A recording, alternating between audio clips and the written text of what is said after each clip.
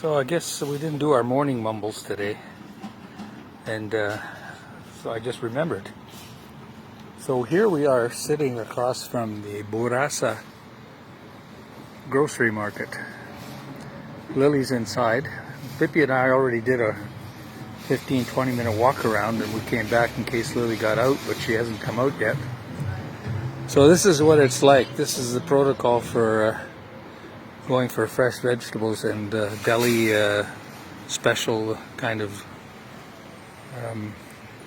products from some great sausages. I think they've got 400 and some odd different varieties of cheese, and usually fresh vegetables, greens and others. So Pippi and I are sitting here in the shade waiting for her to come out, and it was raining this morning, and we took a short walk because of the rain, and now we've got periods of sun and cloud and threatening, intermittent showers. So we got away with a little walk here for 20-25 minutes, and now we're just chilling. And you can see it's a Monday, and it's fairly busy considering.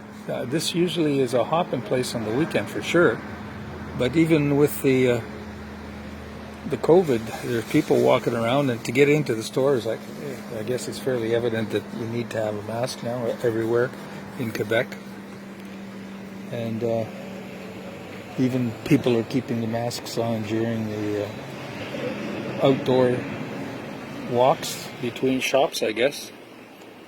So here we are. Okay, Pippi, look at me. Pippi, look at me. Hey, you're good. You're such a good girl. So Pippi finally got her shampoo yesterday, and she smells so much better. But I got to keep her out of the wet, because when she gets wet, that's when all of the funky smell starts to show up. When she's dry, she's fine. So anyway, so hey. Yeah, I'm talking to myself. Thanks. So I didn't realize that there was I guess a flashlight on when I'm taking video. That's good to know. And I guess there's a setting I'll have to go and check on with the camera. But it's probably because I'm in the shade and it thinks it's dark out. So, for any of the tourists, this is usually one of the places they come up. It's the factories, and all kinds of shops. Quite a number of them have been shutting down, and when Lily and I drove into the village on the way here, noticed that there's a lot of restaurants that have closed up, and it's one of the impacts of the COVID is that it's shutting down a lot of businesses. So anyway, not much can be done except to try to get it down under control, and right now it seems that Quebec is doing reasonably well. I heard that the case increase was like 79, I think, and then that there were 4 fewer hospital cases. I haven't been following Quebec all that much. It gets crowded out by the U.S. tragic noise. Not too often you see a young lady driving a big truck like that. That's what she's doing. And it carries a little smell behind it when it's going. So for those of you that are just tuning in, it's not exactly a pleasant smell for the moment. And there's our car parked over there, waiting for Lily. Hey Pip, how long have we been out here? Let's see, we've been videoing for almost 5 minutes. We're going to shut it down pretty soon. So the Habs lost a tough one. I heard one of the radio guys this morning saying it was a boring and terrible game, and I watched just about all of it yesterday, and I found that the Habs deserved a better result.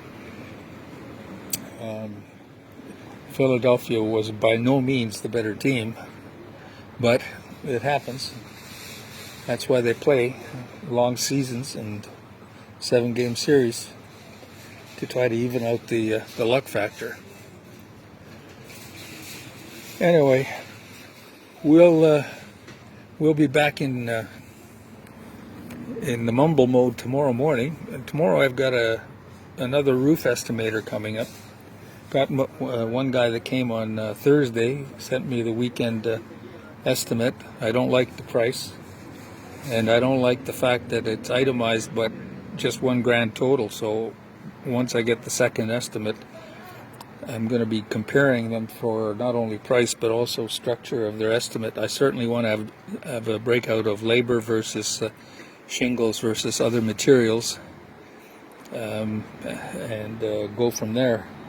Because the way I figured it when I was estimating is, let's say $35 a bundle for shingles, and I need, let's say, 100 bundles, and I'm not sure of that number, but if I needed more or less, I could return or buy more.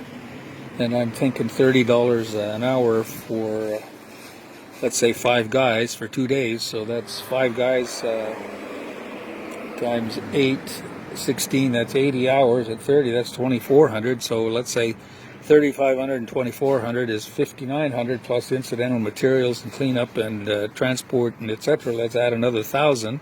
So we're up to, let's say, 6,500, maybe $7,000 plus tax.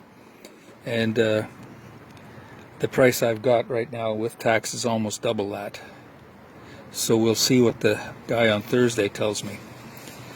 Anyway, you gotta get a couple of quotes, that's for sure, 2 or 3, and then you gotta be prepared to negotiate. The other thing this guy is saying is he wants a deposit up front for a work that's going to be performed in the spring, let's say next May. Well, there's no way I'm giving him cash now. What happens if he goes out of business or disappears? That's not going to happen.